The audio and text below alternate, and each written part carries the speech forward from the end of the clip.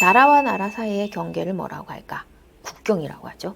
그러면은 국경이 존재해야 될까? 존재하지 않아도 괜찮을까? 그러면은 존재하지 않으면 전쟁이 일어난다고 얘기를 하죠. 그래서 전쟁이 일어날까봐 아주 두터운 장벽으로 울타리를 커다랗고 높게 두껍게 튼튼하게 만들어서 어느 누구도 왔다 갔다 하지 못하게 만든다면 그 경계는 아주 훌륭한 경계일까? 이렇게 물어요. 나를 보호한다고 막아놓은 이 경계는 나를 더 힘들게 할 수도 있다. 그런데 두 나라 사이의 국경 안에는 뭐 또 필요해야 되냐면 서로 드나들 수 있는 문도 필요하다라고 설명을 해요. 이 문을 통해서 서로 교류를 하든 또 가족과 친지를 만나든 아니면 서로 관광을 하든 하려면 나는 안전한 사람이에요. 나 들어가도 될까요? 라고 노크, 허락을 받아야 된다고 설명을 합니다. 그래서 경계도 중요하지만 이 경계를 넘나들 수 있는 동의가 같이 있어야 안전한 경계 그리고 친밀한 관계, 신뢰로운 관계를 서로 주고받을 수 있다라고 얘기를 하고요. 그런데 사람에게도 경계라는 게 있다. 그런데 이것은 눈에 보이지는 않는다.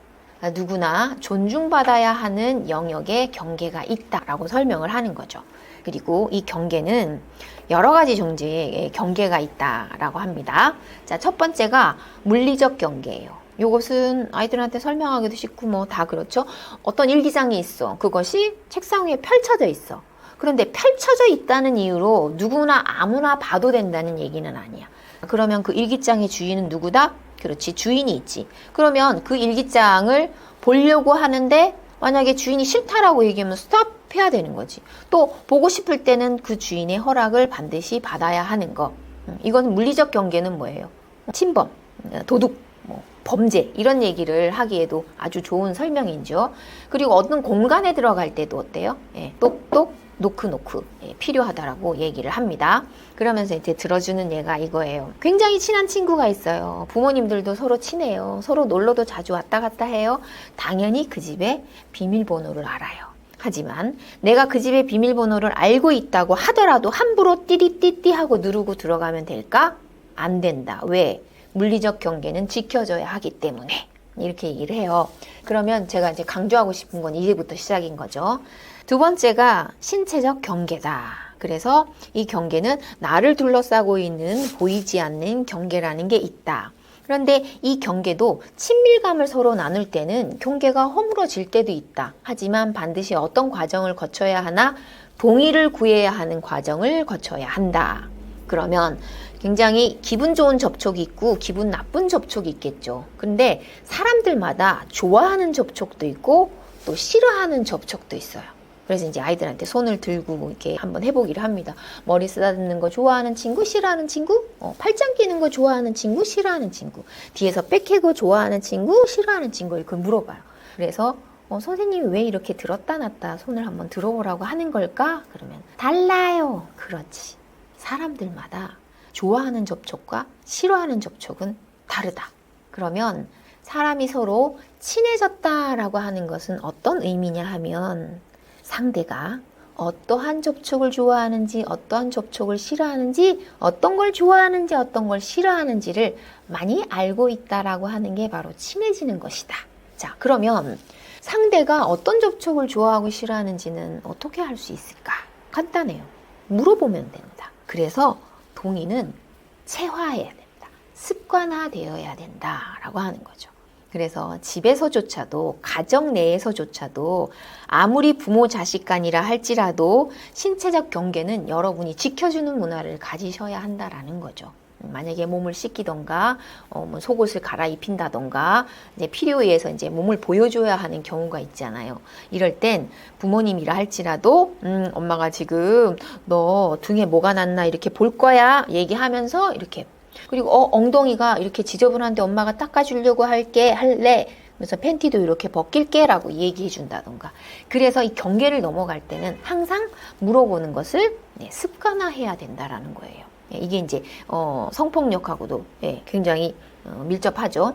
자, 그 다음이 언어 정서적 경계인데 이것은 굳이 성폭력에 관한 부분이 아니라도 우리는 상대의 생각과 상대의 감정 등을 존중해 주어야 해요. 그래서 성폭력을 살짝 빼놓고 얘기를 한다면 나는 이거가 안 좋다고 생각해. 그러면 그게 왜 안 좋냐? 야, 그건 좋은 거야. 라고 얘기하는 건 그 사람의 생각의 경계를 함부로 넘어가는 거예요. 그런데 이게 성폭력 상황에서 이제 만나게 되면 언어라는 건 뭐예요? 귀, 들리는 것과 상관이 있는 거잖아요. 그래서 듣기 싫은 말을 함부로 하는 거를 언어적 경계를 넘어간다라고 얘기를 합니다. 이런 경우도 있겠죠. 여러분들 왜 지나가다 보면 어떤 사람들이 욕을 하잖아요. 욕을 할 때 그 욕을 듣고 있으면 기분이 굉장히 불쾌해지고 언짢아집니다. 그게 공공의 장소라면 그 사람은 정말로 잘못하는 행동인 거죠. 근데 이제 친한 또래끼리 뭐 욕을 막 해요. 성기가 들어간 욕을 막 합니다. 그럴 때 야, 나 그거 듣기 싫어. 다른 말로 하자 라고 한다. 그러면 그 말을 멈출 수 있어야 된다는 거죠. 그리고 어떤 사람은 듣기 싫어하는 별명이 있어요. 나 그 별명 듣기 싫다고 라고 얘기했는데도 불구하고 계속 그 별명을 얘기한다던가 혹은 너 누구랑 사귄다며 어디까지 진도 나갔어 등등. 그 사람은 이야기할 준비가 안 돼 있는데 함부로 선을 넘는다고 우리 그런 표현 쓰잖아요. 이게 바로 언어 정서적 경계라고 하는 거죠. 그리고 여자는 이래야 되냐, 여자가 돼가지고 너 여자가 왜 그래? 야, 여자는 이라고 하면서 성 역할을 함부로 강요한다던가. 야, 남자 자식이야. 남자가 그래갖고 안 돼. 야, 남자는 이래야 돼. 이러면서 또 남성의 성 역할을 함부로 강요하면서 상대가 싫어하고 불쾌함을 드러내는데도 불구하고 계속 이야기를 한다. 언어적, 정서적 경계를 넘어갔다라고 이야기를 하는 겁니다. 그래서 또래 관계 안에서도 외모에 관한 평가 있잖아요. 이것도 누구도 내 외모를 평가할 자격은 없거든요. 그런 것도 언어 정서적 경계를 함부로 넘어갔다라고 이야기를 합니다. 자, 그리고 이제 중요한 게 시각적 경계예요. 이제 디지털 성폭력도 뒤에 잠깐 언급을 하겠지만 시각적 경계가 있는 건 뭐냐 하면 시선에 대한 경계라는 거죠. 그러면 두 가지로 나뉘어질 거예요. 뭐냐? 나는 보고 싶지 않은데 억지로 보여주는 거예요. 그게 이제 신체 부위에 관한 거라면 이게 시각적 성폭력이 되는 거죠. 그리고 어떤 사진이나 뭐 영상이나 뭐 이런 것들을 보고 싶지 않은데 억지로 눈에 갖다 대서 보게 하는 거. 시각적 경계를 넘어간 거라는 거죠. 나는 보여주고 싶지 않아요. 그런데 상대는 막 보려고 해요. 그 사람은 나의 시각적 경계를 넘어오려고 하는 거죠. 그래서 아이들이 자신의 이제 신체를 보여주면서 너도 보여줘야 돼 라고 이야기하는 것들이 이제 성폭력이 되는 이유가 바로 그런 이유에서입니다. 그래서 화장실에서의 예절도 있을 거고요. 또 놀이터나 노는 공간에서도 몸에 대한 시선적 경계가 있을 거라는 거예요. 디지털 성폭력에서 만나는 어때요? SNS를 통해서 이렇게 음란물이 공유된다던가 하는 거, 나는 불쾌하게도 싫은데도 단톡에서 계속 오고 가게 하게 한다는 거, 이런 것들이 바로 시각적, 시선적 경계인 겁니다. 이런 것들을 알고 나면 경계를 넘어갔다는 거. 그런데 이 경계도 친한 사이에서 신뢰를 쌓기 위해서 또 서로 주고받아야 할 때도 있잖아요. 또 애정 관계에 있을 때 이럴 때는 어떻게 해야 된다? 동의를 받아야 된다라고 하는 거죠. 그러면 성적 자기 결정권에 대한 이야기를 좀 나눠보도록 할게요. 아까 처음에 질문 주신 분 중에 성적 자기 결정권 관련해서 여쭤보고 싶어요. 아이가 사춘기를 넘어서도 의사표현을 잘 못하고 물어봐도 본인은 기분이 좋은지 나쁜지 잘 모르겠다고 하면서 상대방이 기분 나쁠까봐 작은 스킨십은 거절을 잘 못하겠다고 해요. 네, 이 아이 같은 경우에는 거절에 대한 두려움도 있을 거고 또 거절에 대한 상처도 있을 거예요. 그래서 자기 의사표현을 하는데 익숙하지 않아서일 수도 있는데 일단 성적 자기결정권은 무엇이냐? 개인에게 부여되는 성과 관련된 행복 추구권, 인권에 관한 것입니다. 왜? 성은 몸이기도 하잖아요. 그래서 자신의 의지와 판단에 따라 자율적이고 책임있게 성적 의사결정을 할 권리가 있다고 하는데 이거를 아이들한테 설명을 할 때는 이렇게 설명합니다. 권리를 내세우는 거에 초점을 두지 말고 성적 자기결정 능력을 함양하고 또 키우는 데 더 주안을 둬야 된다고 얘기를 하죠. 왜? 아까도 싫어하는 접촉이 있고 좋아하는 접촉이 있다고 했는데 내가 친구와 손깍지를 끼는 거를 좋아하는지 싫어하는지를 정확하게 들여다볼 수 있어야 이거를 수락할 수 있을지 거절할 수 있을지를 결정한다라는 거죠. 그래서 이성 간의 사이에서도 그런 접촉은 부지불식 간에 그리고 의도적으로 일어날 수도 있어요. 그래서 제가 드는 예를 들어서 이성 친구가 어깨를 이렇게 팔로 이렇게 했는데 손이 가슴 쪽에 탁 닿았단 말이에요. 이때 의도가 있었든 의도가 있었지 않든 이렇게 가슴이 닿였는데 이 부분을 내가 좋아하나 싫어하나 한번 보자는 거죠. 근데 그 상황에서는 싫은지 좋은지 모르고 그냥 상황이 흘러가 버렸어요. 그런데 시간이 지나고 나니 좀 불쾌함이 올라왔다면 나는 그것을 싫어하는구나. 그렇게 예고되지 않은 상황에서의 갑작스러운 접촉은 내가 준비되어 있지 않아서 싫어하는구나를 추후에라도 생각해 볼 수 있어야지 자기 결정 능력이 올라간다라는 거예요. 그러려면 이것이 좀 함양되려면 우리 양육자는 어떤 도움을 필요로 할 수 있을까요? 리허설을 하시면 돼요. 만약에 길을 걷고 있는데 너를 좋아하는 친구가 허리를 싹 감쌌어. 그러면 너는 기분이 어떨 것 같아? 라고 리허설을 하는 거예요. 만약에 그런 상황이 되면 너는 어떨 것 같아? 그리고 뭔가 물건을 줍다가 이렇게 얼굴이 살짝 스쳤어. 그래서 접촉 아닌 접촉을 했어. 그럴 때 나는 어떨 것 같아? 나는 이럴 것 같아. 나는 싫을 것 같아. 이런 것들을 자꾸 질문을 해주면서 진짜 내 마음이 어떤지 이럴 때는 좋았지만 또 상황이 달라지면 싫어질 수 있다는 거를 아이들이 결정이라는 걸 해봐야 된다라는 거죠. 그럼 이게 성과 관련된 것일까요? 성과 관련된 것만으로 국한되지는 않는다는 거죠.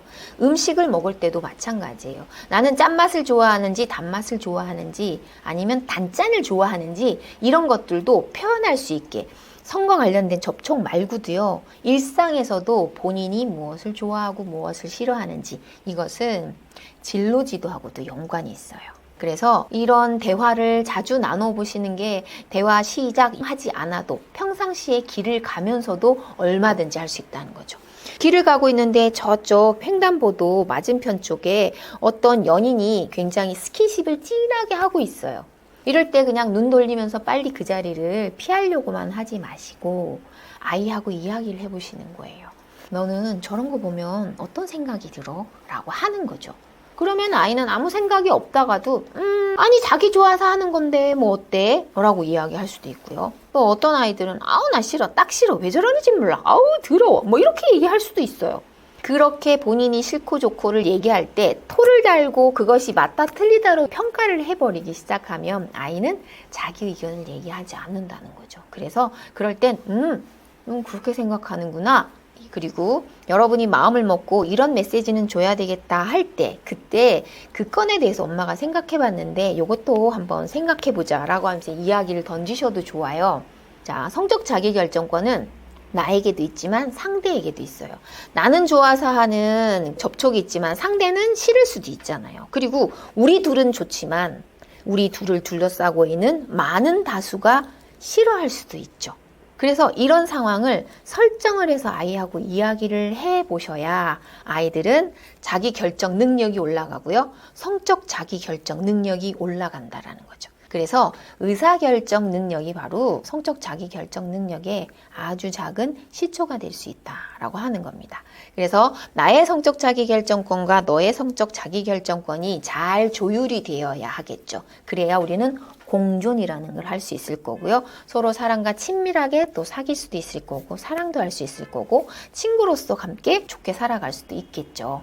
지금부터 들려주는 사례를 성폭력이라고 하는 관점에서 본다면 뭐가 조금 걸린다. 이건 아닌 것 같아요. 이건 이 정도는 괜찮지 않을까요? 아이들하고 서로 이야기를 해보면서 나눌 수 있는 사례들이에요.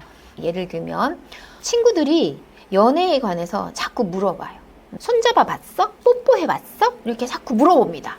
이 사례 안에서 여러분들은 뭔가 이건 좀 아니다 싶은 것들이 있나요? 아이들은 단박에 알아들어요. 네, 언어적 경계를 넘어갔어요. 맞아요. 내가 이야기하고 싶지 않은 이야기를 자꾸 파고드는 것은 언어적 경계를 넘어갔다라는 거죠.